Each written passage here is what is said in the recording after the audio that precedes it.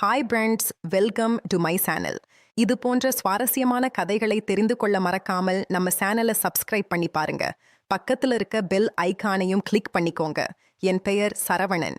எனக்கு வயது இப்போது 26. இது சுமார் 6 மாதங்களுக்கு முன்பு நடந்த கதை. வேலை விஷயமாக நான் சென்னையிலிருந்து பெங்களூர் செல்ல வேண்டியிருந்தது. பேருந்து ஸ்லீப்பர் வசதி கொண்ட ஒரு சீட்டும் புக் செய்தேன். அங்கு ஒற்றை இருக்கை கிடைக்காததால் இரட்டை இருக்கையை புக் செய்தேன். மாலை 6 மணிக்கு சென்னையிலிருந்து பேருந்து கிளம்பியது. என் சீட்டருகில் ஒருவர் கூட இல்லை.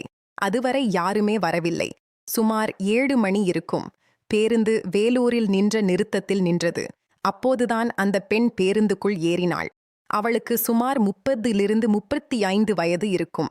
ஆனால் பார்ப்பதற்கு ஒரு 20 வயது மதிப்புக்குரிய இளம்பெண் போல் அழகாக இருந்தாள். அவள் உள்ளே நுழைந்தவுடன் பேருந்தில் இருந்தவர்களின் கண்கள் எல்லாம் அவள் பக்கமே திரும்பின. அவள் தனியாகத்தான் வந்திருந்தாள். மெதுவாக நடந்து வந்தாள். என் இருக்கைக்கு அருகில் வந்து நின்றாள். சீட் நம்பரை சரி பார்த்துவிட்டு அங்கேயே நின்றாள். எனக்கு உள்ளுக்குள் ஒரே குஷி. இவ்வளவு தூர பயணத்தில் ஒரு அழகான பெண்ணுடன் அமர்ந்து செல்வது என்றால் யாருக்குத்தான் பிடிக்காது? இது என்னோட சீட்டுதான். கொஞ்சம் என் லக்கேஜை மேலே வைக்கிறீர்களா என்று மென்மையான குரலில் கேட்டாள். நிச்சயமாக கொடுங்கள், நான் மேலே வைக்கிறேன் என்று சொல்லி அவள் என் அருகில் வந்து அமர்ந்தாள். உடனே நானும் அப்போது போனை யாருக்கோ கால் செய்து கொண்டிருந்தாள். ஹலோ, நான் பஸ் ஏறிவிட்டேன், இப்பதான் கிளம்புது என்று சொல்லிவிட்டு போனையும் வைத்தாள். சிறிது நேரம் எங்கள் இருவருக்கும் இடையே பேச்சே இல்லை. இருவரும் அவரவர் போனை பார்த்து கொண்டிருந்தோம். திடீரென்று அவள் என்னிடம், உங்ககிட்ட மொபைல் சார்ஜர் இருக்கா? நான் அவசரத்துல வீட்டிலேயே மறந்து வச்சிட்டேன் என்று கேட்டாள். நான் என் சார்ஜரை எடுத்து நீட்டினேன். அவள் போனை சார்ஜரில் போட்டாள். மெதுவாக பேச்சு கொடுக்க துணிந்த நான், நீங்க எங்க போறீங்க என்று கேட்டேன். நான் பெங்களூர் போறேன், நீங்க என்று கேட்டாள். நானும் பெங்களூர்தான், வேலை விஷயமாக போறேன் என்று சொன்னேன். அப்பொழுது நான் பிறந்தது எல்லாம் பெங்களூர்ல, படிச்சது எல்லாமே பெங்களூர்தான். அதனால ஏன் சொந்த ஊரு பெங்களூர்னு நினைச்சுக்காதீங்க. பக்கத்துல ஒரு கிராமம்தான். படிச்சது எல்லாம் அங்க. அதனால எனக்கு ஓரளவுக்கு தெரியும் என்றாள். சரி, என் பேரு சரவணன் என்று அறிமுகப்படுத்திக் கொண்டேன். அப்போது என் பேரு யமுனா என்றாள். ரொம்ப அழகான பேரு என்றேன். அவள் புன்னகைத்தாள். நீங்க என்ன வேலை செய்கிறீர்கள் என்று கேட்டாள். நான் மெக்கானிக்கல் இன்ஜினியராக இருக்கிறேன். நீங்கள்? ஹவுஸ் வைஃப் ஆக இருக்கிறேன். நான் இப்போது ஒரு பியூட்டி பார்லரை ரன் பண்ணிட்டு இருக்கேன் என்றாள். அவளை பார்த்ததால் அப்படி ஒன்றும் தெரியவில்லை. குறும்புத்தனமாக நான் கேட்டேன், உங்களுக்கு வயசு என்ன தெரிஞ்சுக்கலாமா என்று. அவள் சிரித்துக்கொண்டே, பெண்களுடைய வயசு உங்களுக்கு கேட்கக்கூடாதுன்னு தெரியாதா என்றாள். ஆனா உங்களை பார்த்தா ஒரு கல்லூரி பெண் மாதிரிதான் இருக்கிறீர்கள், அதனால் தான் கேட்டேன் என்றேன்.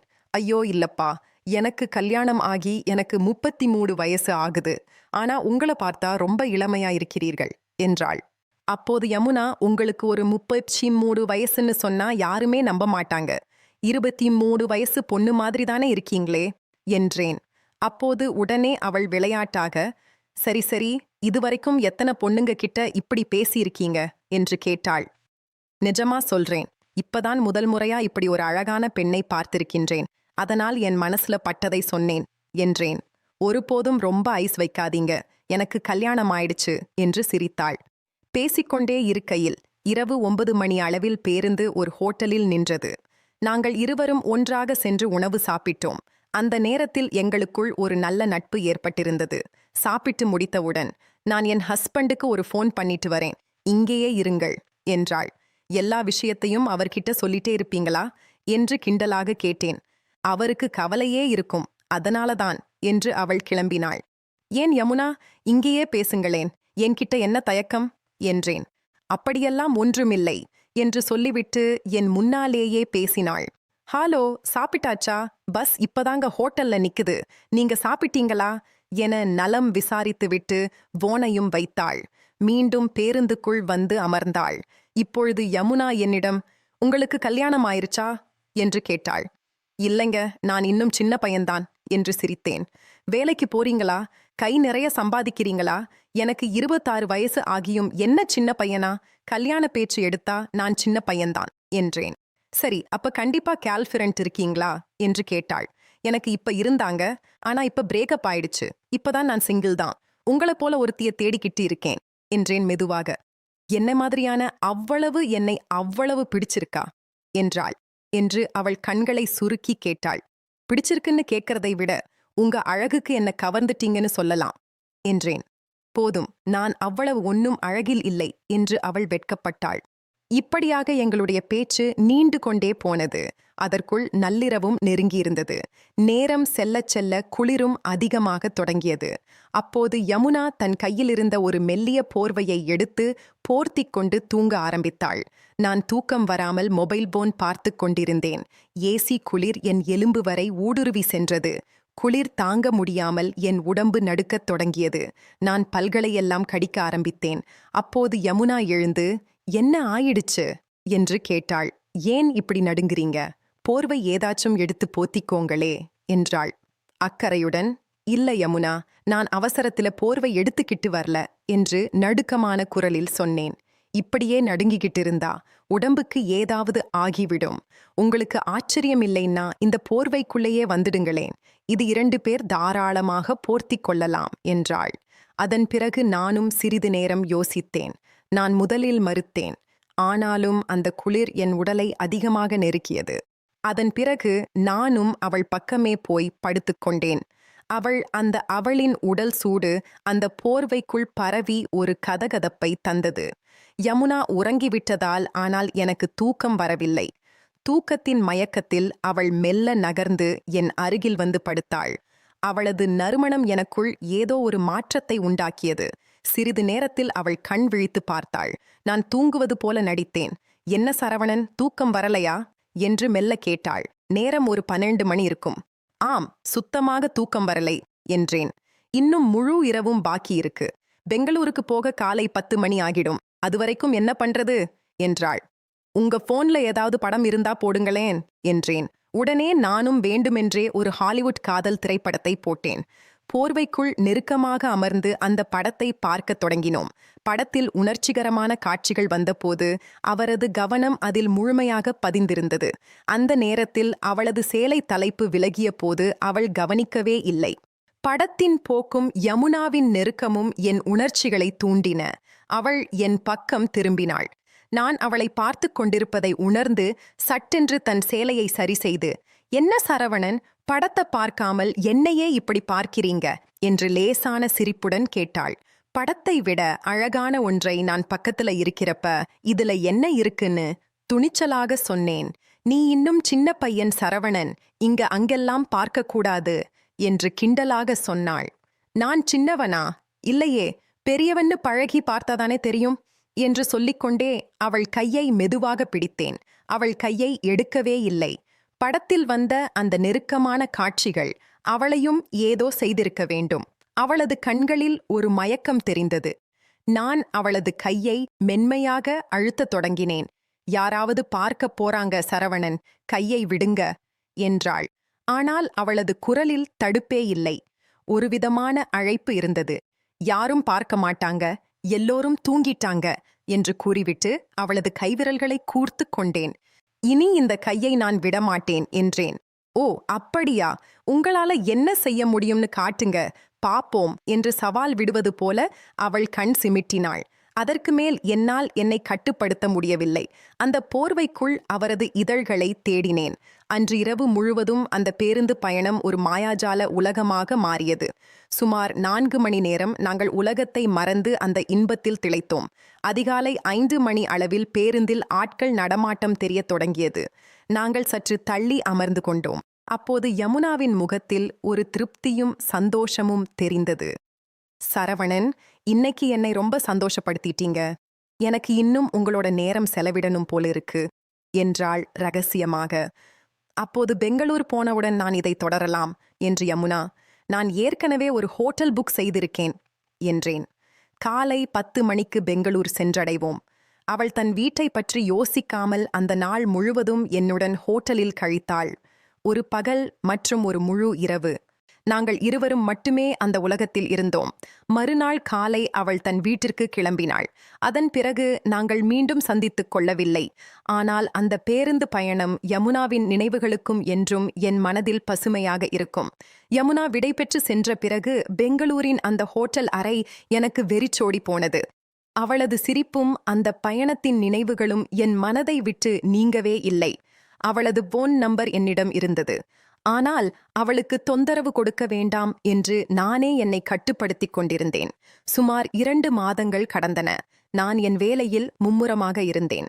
ஒரு நாள் மாலை பெங்களூரில் புகழ்பெற்ற ஒரு மாலில் நான் பொருட்கள் வாங்கிக் கொண்டிருந்த போது தூரத்தில் ஒரு பழக்கப்பட்ட முகம் தெரிந்தது. அது யமுனா. ஆனால் அவள் தனியாக இல்லை. அவளுடன் ஒரு முதியவர் மற்றும் சுமார் ஒரு 5 வயது மதிப்புக்குரிய ஒரு சிறுவனும் இருந்தான். அவளை பார்த்தவுடன் என் இதயம் வேகமாக துடித்தது. அவளிடம் சென்று பேசலாமா வேண்டாமா என்று தயங்கியபடியே அருகில் சென்றேன். அவள் என்னை பார்த்துவிட்டாள். ஒரு நிமிடம் அவள் கண்கள் விரிந்தன. அதில் ஒருவிதமான பயமும் தயக்கமும் தெரிந்தது. ஆனால் அடுத்த நொடியே அது மறைந்து கொண்டு இயல்பாக சிரித்தாள். சரவணன், எப்படி இருக்கீங்க என்று கேட்டாள். நான் நல்லா இருக்கேன், நீங்க என்று இழுத்தேன். அவள் தன் பக்கத்தில் இருந்த சிறுவனை அறிமுகப்படுத்தினாள். இது என் பையன் கவின், இது என் மாமனார் என்று தூக்கி வாரி போட்டது. பேருந்தில் அவள் என்னிடம் சொன்னபோது அவளுக்கு குழந்தைகள் இருப்பதாக சொல்லவே இல்லையே. நான் ஒரு ஹவுஸ் வைஃப் என்று மட்டும்தான் சொன்னாள். அந்த சிறுவன் அவளை அம்மா என்று அழைத்தபோதுதான் அவள் என்னிடம் ஒரு பெரிய உண்மையை மறைத்திருப்பது புரிந்தது. சிறிது நேரம் கழித்து அவள் தன் மாமனாரையும் பையனையும் ஒரு ஐஸ்கிரீம் கடையில் உட்கார வைத்துவிட்டு என்னிடம் தனியாக பேச வந்தாள். சரி சரவணன், அன்னைக்கு பஸ்ல நான் உங்ககிட்ட பையனை பத்தி சொல்லல. என் வாழ்க்கையில் இருக்கிற சில கவலைகளை மறக்கத்தான் அந்த பயணத்தை ஒரு விடுமுறை மாதிரி நினைச்சு அனுபவிச்சேன் என்றாள் மெல்லிய குரலில். உங்க கணவர் என்று கேட்டேன். அவள் கண்கள் கலங்கின. அவர் 2 வருஷத்துக்கு முன்னாடியே ஒரு விபத்துல இறந்துட்டாரே. நான் என் மாமனார் மாமியார் கூட தான் இருக்கிறேன். அவங்க என்னை ரொம்ப நல்லா பார்த்துக்கிறாங்க. ஆனா ஒரு பொண்ணா என் மனசுக்குள்ள இருந்த தனிமையும் இயக்கத்தையும் அன்னைக்கு உங்களை நோக்கி என்னை இழுத்தது என்றாள். அவள் சொன்னதை கேட்டு நான் அதிர்ந்து போனேன். அவள் ஒரு சுமங்கலி போலதான் அன்று வேடமிட்டிருந்தாள். ஆனால் உண்மையில் அவள் ஒரு தன்மை போராளிதான். அந்த பேருந்து பயணம் அவளுக்கு ஒரு ஆறுதலாக இருந்திருக்கிறது. அப்போது யமுனா, நான் உங்களை தப்பா நினைக்கல. ஆனா நீங்க ஏன் என்கிட்ட உண்மைய சொல்லல என்று சொன்னேன்.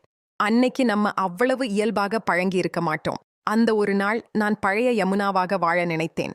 அந்த நினைவுகள் மட்டும் போதும். இதோட பிரிஞ்சிடுறது நம் எல்லோருக்கும் நல்லது என்று சொல்லிவிட்டு அவள் தன் பையனை தூக்கிக் கொண்டு கூட்டத்தில் மறைந்தாள். நான் அங்கேயே சிலையாக நின்றேன். சில பயணங்கள் முடிவடைவதே இல்லை. அவை ரகசியமாக நினைவுகளாகவும் நம் மனதில் ஏதோ ஒரு மூலையில் தங்கிவிடுகின்றன. மாலில் யமுனாவை சந்தித்த அந்த நிமிடம் முதல்தான் தூக்கம் தொலைந்து போனது. அவள் சொன்ன அந்த உண்மை, அவள் ஒரு விதவை என்பது, ஒரு குழந்தைக்கு தாய் என்பதும் என் மனதை ஏதோ பாரமாக்கியது. அவள் மேல் எனக்கு இருந்த ஈர்ப்பு இப்பொழுது ஒருவிதமான மரியாதையாகவும் பரிதாபமாகவும் மாறியிருந்தது. அவள் இதோடு முடித்துக்கொள்வோம் என்று சொன்னாலும் என் கை தானாகவே மொபைலில் அவள் நம்பரை தேடியது. பலமுறை டயல் செய்ய பின்வாங்கினேன். 4வது நாள் இரவு எதிர்பாராத விதமாக என் போன் ஒலித்தது. அந்த திரையில் யமுனா என்ற பெயர் மின்னியபோது படபடப்புடன் போனை எடுத்தேன். ஹலோ யமுனா என்றேன். அப்பால் அமைதியாக நிலவியது. லேசான விசும்பல் சத்தமும் கேட்டது. அப்போ சரவணன், என்னால முடியல, உங்களை சந்திச்சதுல இருந்து மௌனமாக என் மனசுல ரொம்ப கஷ்டமா இருக்கு என்று சொல்லி அவள் அழுது கொண்டிருந்தாள். அப்பொழுது யமுனாவும் அமைதியாகவே இருந்து, என்ன ஆச்சு, ஏன் அழுறீங்க என்று பதறினேன். அன்னைக்கு மால்ல உங்களை அப்படி கடினமா பேசி அனுப்பிட்டேன். ஆனா நிஜமா என்னால என் வாழ்க்கையை கிடைச்ச அந்த ஒரு நாள் சந்தோஷத்தை என்னால் மறக்கவே முடியல.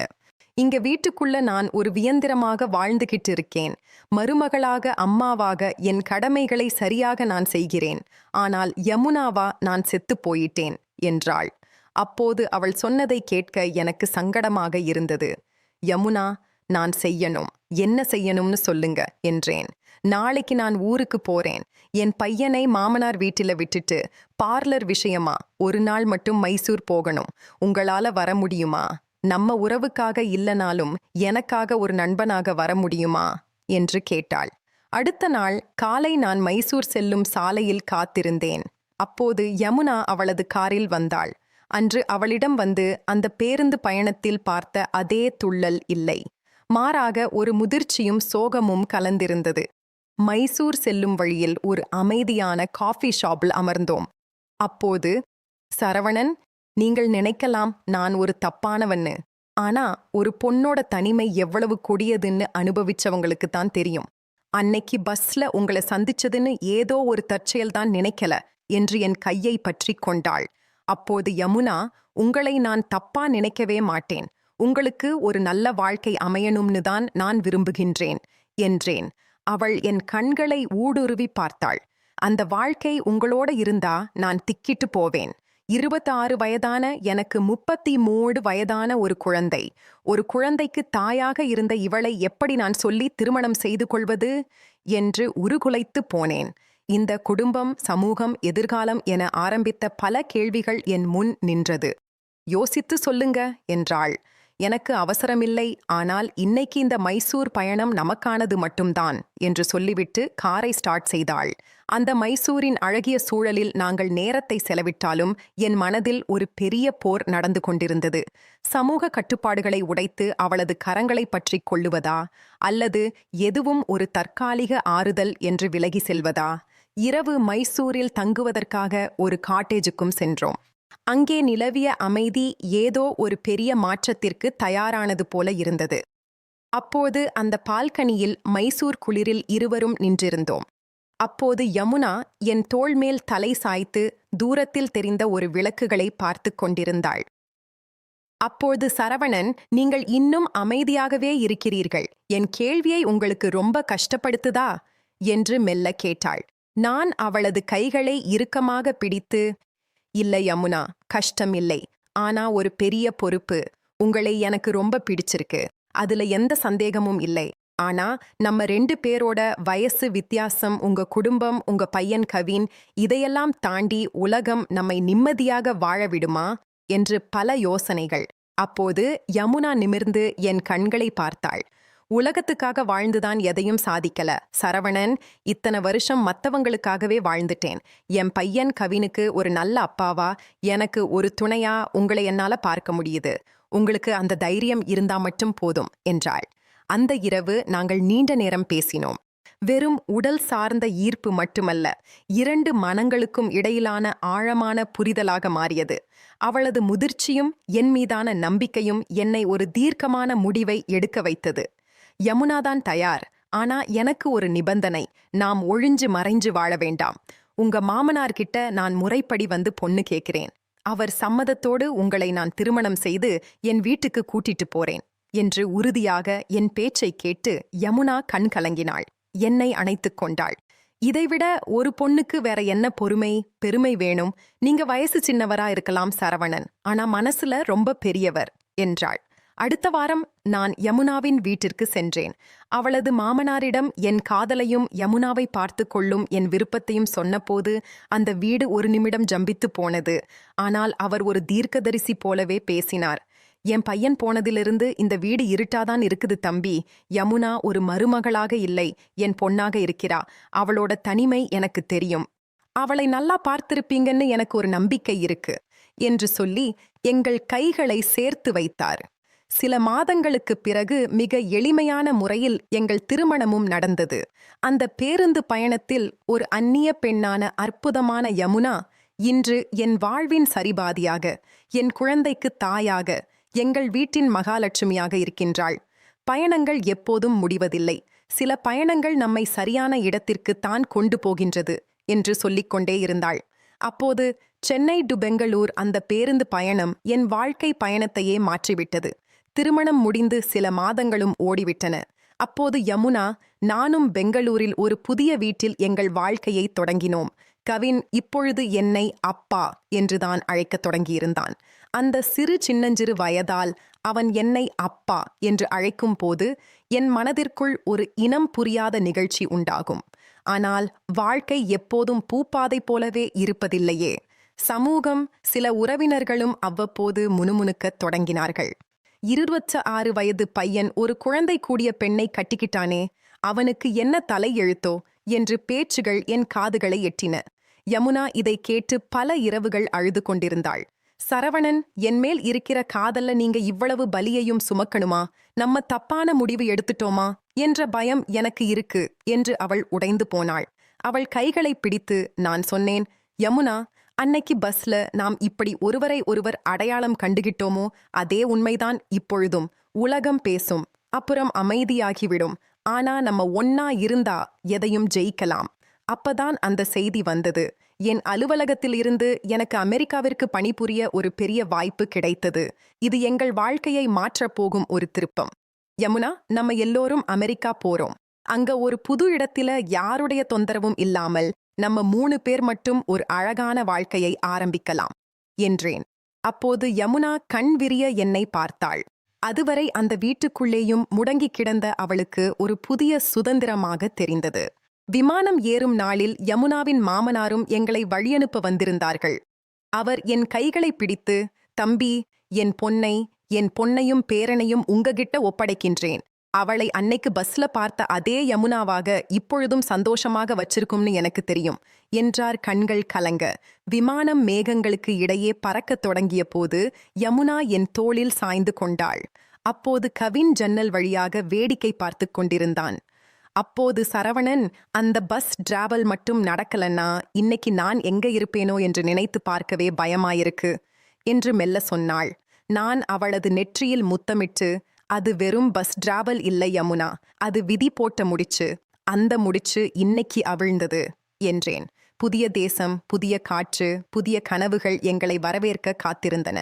எங்கள் காதல் பயணம் இப்பொழுது 7 கடல்களையும் தாண்டி தொடர்ந்தது. அப்போது அமெரிக்காவின் அந்நிய சூழலும் ஆரம்பத்தில் சற்று சவாலாகத்தான் இருந்தது. அப்போது யமுனாவும் நானும் ஒருவருக்கொருவர் துணையாக நின்று அதை ஏற்றுக்கொண்டோம். அங்கே யாருக்கும் எங்களை பற்றி தெரியாது. யாரும் எங்களை குறை கூறுவது போல இல்லை. அந்த சுதந்திரம் யமுனாவிற்கு ஒரு புதிய உத்வேகத்தை கொடுத்தது. அவள் சும்மா இருக்க விருப்பமில்லை. சரவணன், நான் இங்கே ஒரு சின்ன பியூட்டி பார்லர் ஆரம்பிக்கலாமா என்று கேட்டாள். உனக்கு தெரிந்த கலையை இங்கே பயன்படுத்தக்கூடாது என்று நான் சொல்ல விரும்பவில்லை. ஆனால் நீ அதை ஆரம்பி, அது நல்ல முறையில் போகும் என்று அவளும் உற்சாகப்படுத்தினேன். அவள் தொழில் முன்னேறுவதற்காக சிலவற்றை அவளுக்கு செய்து கொடுத்தேன். அதன் பிறகு ஒரு நாள் இரவு அமெரிக்கா தேசம் நதிக்கரையில் நாங்கள் நடந்து கொண்டிருந்தோம். அப்போது யமுனா என் கையை அழுத்தி பிடித்து நின்றாள். என்னாச்சு யமுனா என்றேன். இந்த ஸ்கிரிப்ட் முழுவதும் சரியான பஞ்சுவேஷன், வாக்கிய அமைப்பு, உரையாடல் குறிகள் மற்றும் இயல்பான ஓட்டத்துடன் மட்டுமே மாற்றப்பட்டுள்ளது. எந்த உள்ளடக்கமும் குறைக்கப்படவில்லை அல்லது சேர்க்கப்படவில்லை.